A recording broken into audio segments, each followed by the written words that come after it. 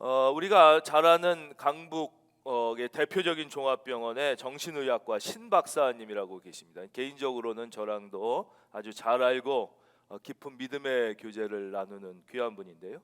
이분이 조금 이제 지금부터 조금 지나간 얘기인데 아주 지금처럼 상황이 아주 우리나라에 안 좋을 때 새벽 5시에 이제 병원에 출근하시려고 오랜만에 택시를 잡아 타셨답니다. 그 이유는 진료 전에 마감해야 되는 원고가 있어서 전날 당직을 하고 잠을 잘 못 잤지만 어쩔 수 없이 이제 새벽 출근을 하시게 된 거예요.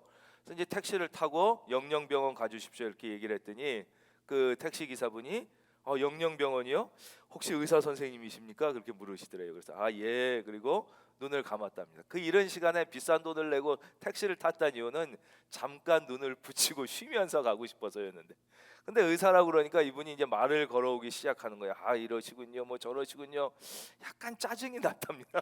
근데 계속 이분이 말을 걸으시면서 나는 너무 행복하다고, 의사 선생님도 얼마나 힘들고 다 직장인들 힘든데 나는 이 택시 운전을 하니까 잘릴 일도 없고 정년도 없고 내 마음껏 일할 수 있어서 너무 행복하고 좋다고 막 그런 말씀을 하시더라는 거예요.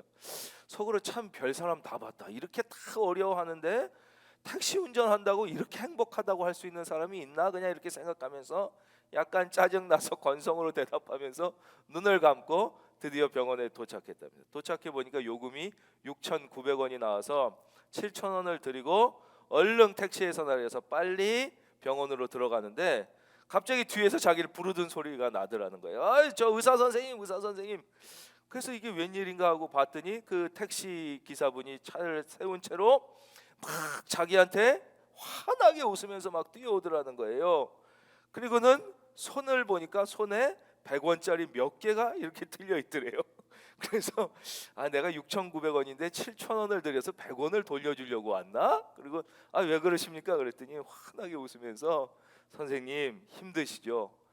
얼굴을 보니까 너무 힘들어 보이셔서 이 아침에 자판기 커피라도 한잔 하시고 좀 기운 내서 시작하시려고 제가 동전 몇 개 갖고 왔습니다. 그러면서 그 동전을 손에 탁 주워주더라. 그때 자기가 망치로 머리를 딱 맞은 것 같은 충격을 지금도 잊지 못한다고 고백합니다. 이분이 진짜 훌륭한 정신과 의사고, 내가 정신과 의사로 어떻게 하면 행복하게, 어떻게 하면 보람 있게, 어떻게 하면 잘 사는지를 수없이 강의하고 가르치고 진료실에서 사람들을 만나고 이야기했지만 실제 내가 아니라 이분이 진짜 행복하게 사는 분이고, 다른 분을 배려하고 다른 사람의 정신을 치유해주는 진짜 이분이야말로 훌륭한 정신과 의사가 아닌가라는 생각을 했다는 간증을 하고 있습니다. 사랑하는 성도님, 여러분의 마음에서부터 여유와 행복과 기쁨이 충만한 하나님의 자녀다운 2021년이 되시기를 예수님의 이름으로 축원드립니다. 오늘 본문 말씀을 다시 읽어봐 드릴까요? 19절. 너희를 위하여 보물을 땅에 쌓아두지 말라. 거기는 좀과 동덕이 해하며 도둑이 구멍을 뚫고 도둑질을 하느니라. 오직 너희를 위하여 보물을 하늘에 쌓아두라. 이게 오늘 우리에게 주신 본문 말씀이에요. 기독교인들의 의식을 이제 이렇게 연구 조사하는 보고서에 따르면 현대 성도님들이 우리 목사님이 설교에서 제발 좀 언급하지 않았으면 하는 최고의 주제가 뭐냐? 그러니까 설교 시간에 이거 듣고 싶지 않다 이런 거죠. 그게 1위가 돈에 대한 설교라고 그래요. 돈, 헌금에 대한 설교 목사님이 좀 안 하셨으면 좋겠다. 이게 1위였어요. 2위가 정치. 목사님이 설교 시간에 정치에 대한 얘기는 좀 안 하셨으면 좋겠다. 이게 2등이었어요. 그런데 안타깝게도 오늘 예수님은 우리에게 돈에 대한 이야기를 하십니다. 오늘 본문은 돈에 대한 이야기입니다. 너희를 위하여 보물을 땅에 쌓아두지 말라. 오직 너희를 위하여 보물을 하늘에 쌓아두라. 돈과 물질에 대한 이야기입니다. 놀랍게도 복음서에는 예수님의 많은 비유가 있어요. 한 38개가 넘는 비유가 있는데 그 중에서 무려 16번 이상이 돈에 대한 비유입니다. 달란트 비유, 데나리온 비유, 청지기 비유, 늦게 온 그 품꾼 돈 주는 비유, 부자 비유, 과수원 지기 비유, 다 물질 돈과 관련된 이야기가 이렇게 많습니다. 신약 성경에는 평균 19절에 한 번씩 물질에 대한 이야기가 나옵니다. 복음서 마태, 마가, 누가, 요한 이 4복음서에만 무려 288구절이 물질에 대한 구절입니다. 그러니까 뭐 신구약 전체를 보면 어마어마하게 많겠죠. 신구약 성경 전체를 보면 무려 2300구절 이상이 돈과 재정에 관한 구절입니다. 예, 저를 봐주십시오. 성경은 돈을 피해가지 않습니다. 성경은 돈에 대한 관심을 회피하지 않습니다.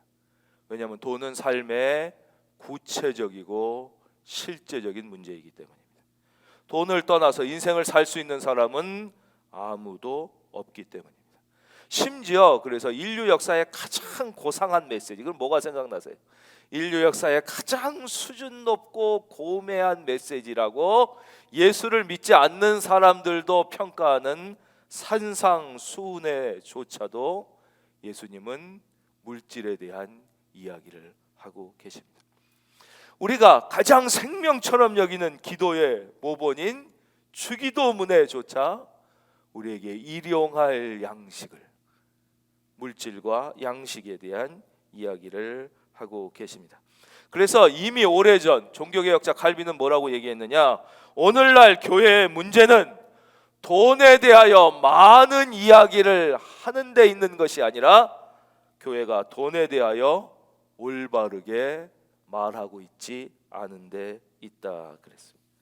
그러니까 우리가 사실 뭐 돈에 대하여, 참 돈을 싫어하는 사람은 아무도 없음에도 불구하고 우리가 크리스찬 교회 안에 들어와 있다, 신앙생활 한다 그러면 뭔가 돈이라는 단어를 입에 올리는 것조차 조금 불경스럽게 생각하고, 이 물질을 꼭 필요한데도 괜히 물질을 초연한 듯 사는 것처럼 이렇게 해야지, 물질 얘기하면 이건 뭔가 영적이지 않은 게 아닌가, 뭔가 이건 믿음과는 관계없이 믿음에 반대되는 삶을 사는 게 아닌가 하는 걱정이 있는데, 오늘 성경은 그렇지 않다고 말씀하십니다.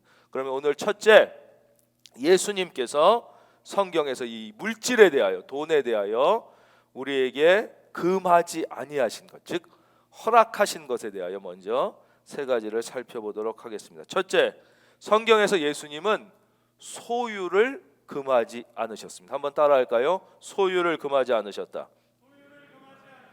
성경 어디에도 소유를 금한 말씀이 없습니다. 예수님은 사유재산이나 개인의 소유를 금한 어떤 가르침도 성경에서 주신 적이 없어요. 아까도 말씀드렸지만 주님의 기도를 우리에게 가르쳐 주실 때도 우리에게 일용할 양식을 구하라고 친절하게 가르쳐 주시는 것이에요. 즉 우리 크리스찬은 이 땅을 살 때 우리가 주인은 아니지만 우리가 하나님의 청지기로서, 믿으시면 아멘, 하나님의 청지기로서 물질을 다스리며 살라고 명하신 거예요. 그래서 개인의 소유를 금지하고 있는 공산주의나 극단주의적 사회주의는 예수의 정신이 아니고 기독교의 가치관도 아니고 성경의 가르침도 결코 아닙니다. 예수님은 첫째, 소유를 금하시지 않았습니다. 두 번째, 예수님은 저축을 금하시지 않았습니다.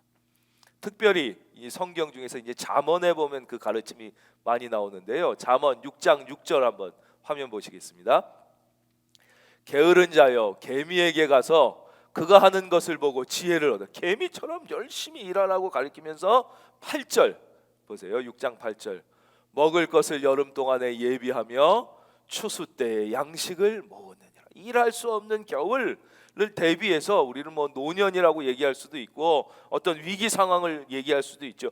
그때를 대비해서 열심히 일할 수 있을 때 일하고 저축하고 준비하는 것. 이것을 조금, 이거 위험하게 잘못 이해하시면 안 됩니다만, 이것을 조금 더 확대하면 저축, 준비, 미래를 위한 투자를 금하시지 않았던 것이죠.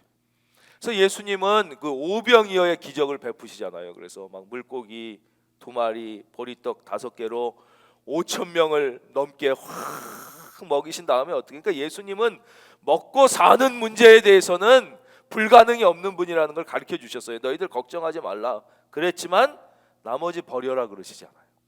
버리는 것이 없게, 그 오병이어 기적 베푸시고 남은 것을 버리는 것이 없게 다 모아라. 그래서 12강주리에 넘게 잘 모으시는 장면을 우리에게 보여주십니다. 예수님은 결코 미래를 위한 준비, 저축, 투자를 금하지 않으셨습니다. 마지막으로 예수님은 하나님이 주신 물질을 가지고 적절한 한계 안에서, 이게 중요해요. 적절한 한계 안에서 즐기는 것을 금하지 않으셨습니다. 그래서 예수님도 보면 막 세리들과 창기들과 막 아주 초라하게만 드셨던 게 아니에요. 어떨 때는 막 좀 넉넉하게도 막 즐겁게 드시고 좀 누리셨던 것 같아요. 세상 말로. 그러니까 막 비판하는 사람들이, 아니 무슨 예수님이 뭐 하나님의 말씀을 전한다는 사람이 저렇게 먹고 마시기를 즐기냐? 막 이러면서 막 비판하는 장면들이 나오잖아요. 그러니까 예수님이 아주 극단적으로 초라하게 드셨으면 그런 비판이 나올 수가 없죠. 때로는 뭐 이렇게 좀 넉넉하게 드시기도 하고 그 자리에 즐거워하시기도 하고 막 좋아하셨어요. 그래서 예수님은 적절한 한계 안에서예요. 막 그걸 넘어가면 안 되죠. 하지만 적절한 한계 안에서 하나님이 주신 물질과 음식을 즐기는 것을 결코 금하지 않으셨습니다. 디모데전서 6장 17절. 내가 이 세대에서 부한 자들을 명하여 마음을 높이지 말고 정함이 없는 재물에 소망을 두지 말고 오직 우리에게 모든 것을 후히 주사 누리게 하시는 하나님께 두며. 그래서 여기서는 물질에 마음을 두지 말라는 말씀과 동시에 그러나 하나님께 마음을 두면 하나님께서 이것도 다 주셔서 어때요? 후히 주사 누리게 하시는 분이라는. 그래서 예수님은 우리가 은혜 안에서, 말씀 안에서 물질을 누리며 사는 것, 때때로 적절한 한계 안에서 누리며 즐거워하는 것을 결코 금하지 않으셨다는 것입니다. 그렇다면 성경 속에서 예수님이 금하신 것은 무엇인가? 예수님이 미워하시며 싫어하시며 우리에게 하지 말라고 하신 것은 무엇인가를 이제 살펴보겠습니다. 예수님은 성경에서 절대 금하신 게 있습니다. 그것은 바로 돈을 사랑하는 것을 금하셨습니다. 돈을 사랑한다, 이게 좀 이해가 안 간다면 다른 말로 바꾸면 물질을 목적으로 사는 인생. 한번 같이 할까요? 물질을 목적으로. 즉 예수님은 물질은 수단이지 결코 인생의 목적이 될 수 없다고 말씀하시죠. 그래서 돈을 사랑하는 그 단계를 보면요, 처음부터 나는 돈이 하나님보다 더 좋아 이렇게 되는 게 아니에요. 처음에는 그냥 수단처럼 하나님을 잘 믿고, 우리가 뭐 믿음이 좀 약해도 돈이 나의 인생의 목적을 이루는 한 수단으로 처음에 시작하죠. 그러나 어느 순간 돈을 모으는 것 자체의 기쁨을 느끼는 순간이 오기 시작합니다. 돈이 쌓이고 재산이, 이 세상의 유한한 재산이겠죠. 그렇죠? 물질적 재산이 증가하는 것 자체의 보람을 느끼고 목적 의식을 갖게 되고 거기에 자기의 마음이 다 뺏기기 시작하는 거예요. 거기서부터 점점 돈을 사랑하게 되는 것이죠. 그러면서 처음에는 돈이 목적이 됐다가 그 다음엔 돈이 우상이 됐다가 돈이 마침내 자기의 주인이 되는 한계에 이르게 되는 것이에요. 디모데전서 6장 10절 한번 화면 같이 볼까요? 우리 읽어주실 수 있는 분들은 한번 다 같이 디모데전서 6장 10절 다 같이 읽어보겠습니다. 시작.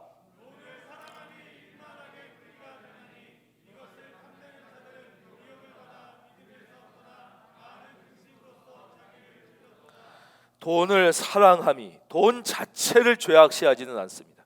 그러나 돈을 사랑하는 우리의 마음은 일만하게 뿌리가 되나니 이것을 탐내는 자들은 미혹을 받아 믿음에서 떠나 많은 근심으로써 자기를 찔렀도다.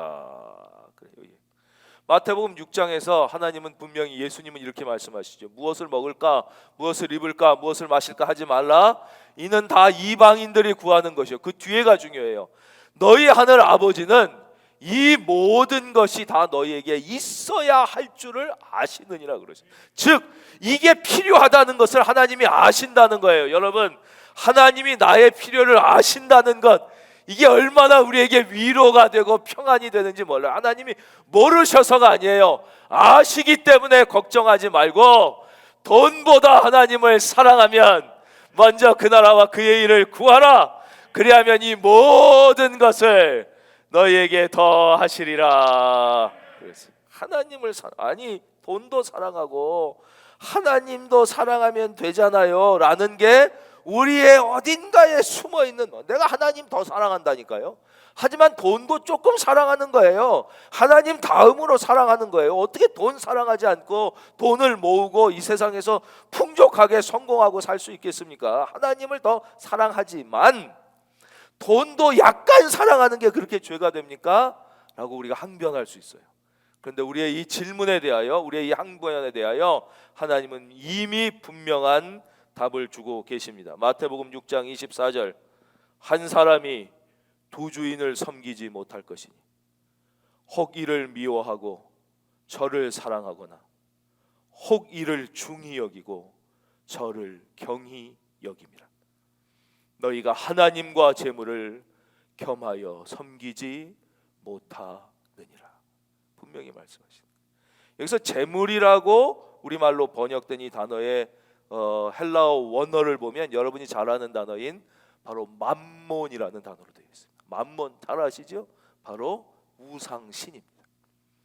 물질 우상신. 만약에 구약의 단어로 바꾸면 이게 바로 바알인 거예요. 바알.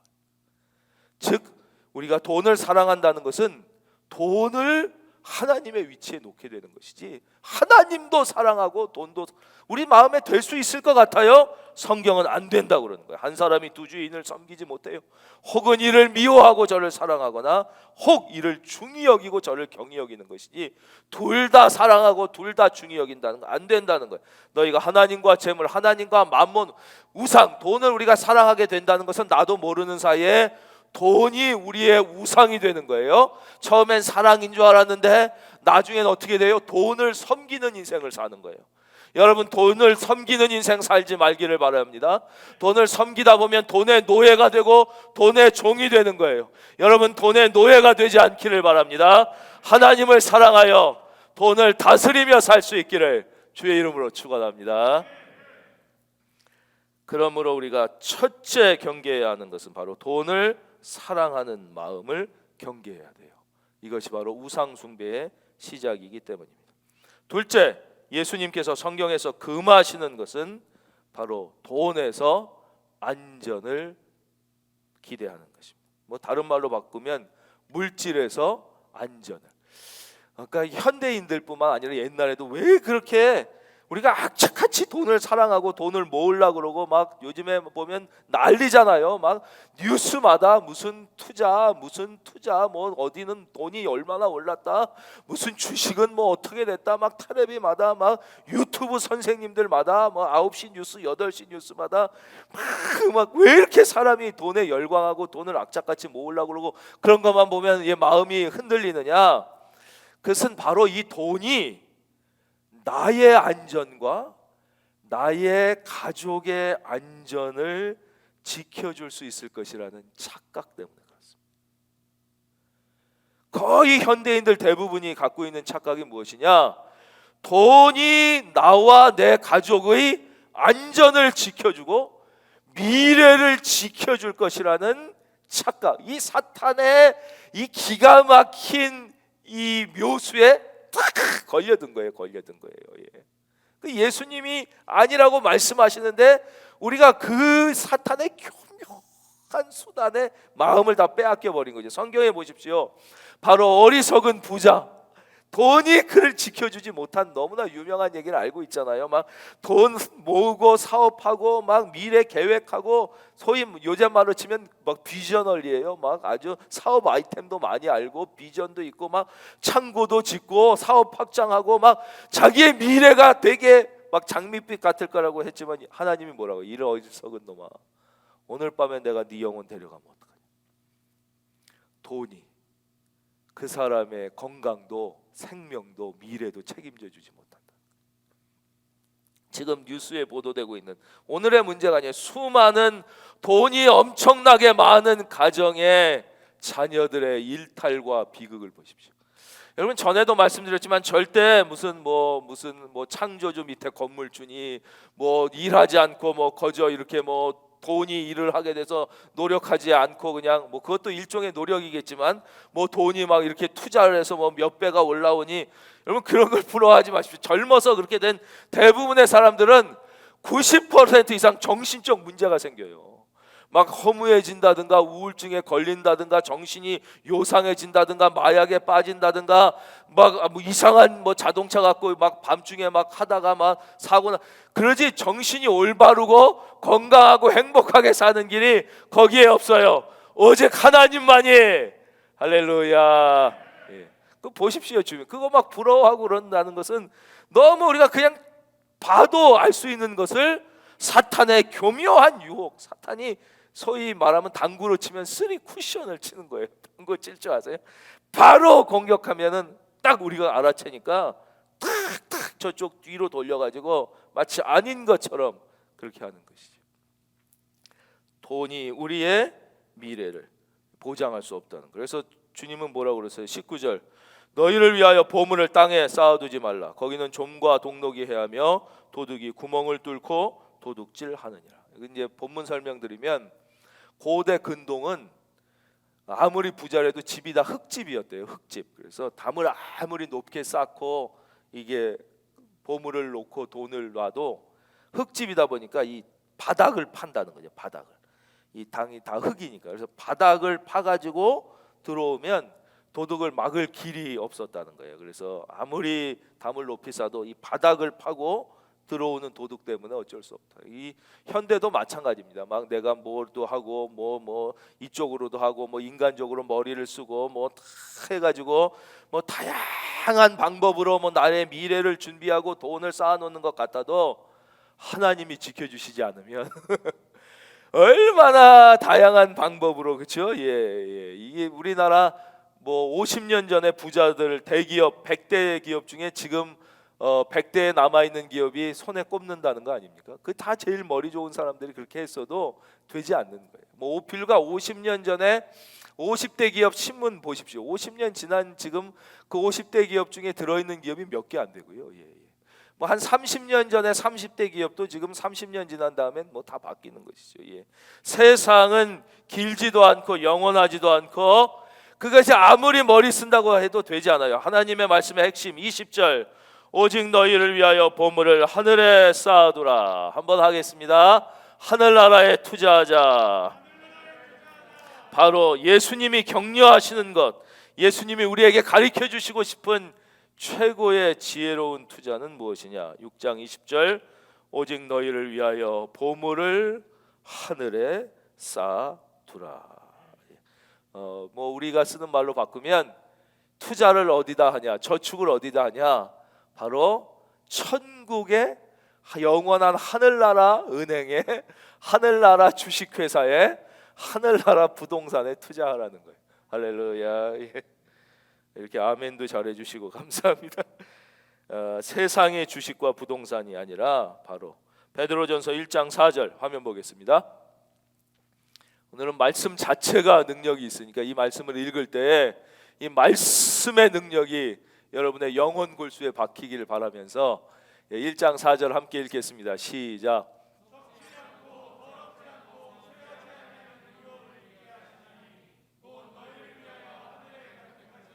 아멘. 바로 이 하늘나라, 영원한 나라를 위한 영적인 투자가 썩지 않는다는 거예요. 더럽어지지도 않고 쇠하지도 않는 유업을 있게 하시는, 가장 쉽게 말하면 안전하고 완전한다. 이걸 다른 말로 바꾸면 우리가 가장 사랑하는 말씀 중에 하나죠. 우리 교회에 다니시는 분들은 수없이 들었던 말씀이죠. 바로 마태복음 6장 33절. 오늘 이 6장 계속되는 말씀의 결론 부분에 있는 말씀입니다. 너희는 먼저 그의 나라와 그의 의를 구하라. 이게 천국. 그리하면 이 모든 것을 너희에게 더 하시리라. 하늘나라와 하나님 나라, 하나님의 의를 구한다는 것은 전에도 여러 번 말씀드렸지만 그냥 뭐 내가 생각하는 어떤 의, 내가 생각하는 어떤 나라가 아니죠. 이것은 분명하게 바로 하나님 나라의 확장, 즉 선교와 어렵고 약한 자들에 대한 예수 그리스도의 사랑의 손길, 구제를 의미하는 거예요. 너희는 먼저 하나님의 나라와 그 의를 구하라는 것은 바로 너의 삶을 선교와 구제를 위하여 드리라는 것이죠. 너의 시간과 너의 물질과 너의 삶과 너의 에너지와 재능을 하나님, 너희는 먼저 그의 나라와 그의 의, 즉 선교와 전도, 그리고 어렵고 약한 자들을 위하여 피는 구제의 손길. 미국에서 작은 서점을 하다가 지금 우리가 경험하는 이런 위기와 같은 어려움을 때문에 파산하게 된 한 남자의 이야기를 들려드리면서 오늘 말씀을 맺도록 하겠습니다. 이분은 미국에서 작은 서점을 하다가 그만 이 여러 가지 경제 위기가 겹치면서 파산을 하게 되고 그 당시 약 10만 불의 이제 빚을 안게 되었습니다. 이 사람은 빚을 안고 이제 사업이 망하게 되자 하나님 앞에 더 진지하게 비로소 기도를 시작합니다. 하나님 앞에 깊이 기도하다가 은혜를 체험한 그는 무엇보다도 과거 자기의 불성실한 하나님 앞의 물질 생활에 대해 회개를 하게 됩니다. 그리고 자기 집을 팔고 가게를 팔고 빚을 다 정리한 후 그는 하나님 앞에 진실한 11조 생활을 시작하게 됩니다. 친구와 주변 사람들이 야, 너 지금 이 마당에 이 상황에서 무슨 11조냐고 이야기하는 사람이 있었지만 그는 나는 무엇보다 하나님에 대한 나의 채무, 하나님에 대한 나의 빚부터 청산해야 한다는 깨달음을 하나님이 주셨다고 고백합니다. 그는 기도하면서 다시 재기를 준비하였고 한 3년 후부터 약품 연구를 하면서 자기의 원래의 전공을 찾은 거랍니다. 그리고는 약품 제조, 약품 판매를 하면서 새 인생을 살아가게 됩니다. 그러면서 그는 수입의 10배 1조를 하나님께, 그리고 10의 2조를, 마침내 그의 수입의 10의 3조를 드리기 시작하고 전 세계에 파송된 선교사들을 교회와 함께 지원하기 시작합니다. 그는 기도와 헌신을 통해 재기한 지 4년 만에 바로 세계적 제약 회사를 일으키게 되는데, 바로 이 회사가 우리도 잘 알고 있는 맨솔레담 아시죠? 이게 막 근육 아프고 그럴 때 바르는 바로 맨솔레담 회사의 시작이었습니다. 바로 알버트 알렉산더 하이드의 스토리입니다. 그는 노년에 10의 9조까지 하나님께 드리는 축복을 누리는 성도가 되었다고. 그래도 충분히 넉넉하니까 그렇게 되지 않았을까요? 예. 10의 9조까지 하나님께 드리는 축복을 누리게 되었다고 그의 책에서 고백하고 있습니다. 무디 바이블 스쿨의 초대 총장을 지낸 조지 스위팅 박사는 이렇게 말씀합니다. 우리가 죽을 때에 하나님께 듣게 될 아주 중요한 질문 가운데 하나는 내가 얼마나 벌었는가 하는 것이 아니라 내가 하나님의 나라와 의를 위하여 얼마나 드렸는가가 될 것이다. 한번 우리 스스로에게 물어보겠습니다. 과연 이 하늘나라, 영원한 나라를 위한 우리의 투자 성적은 어느 정도 되는지.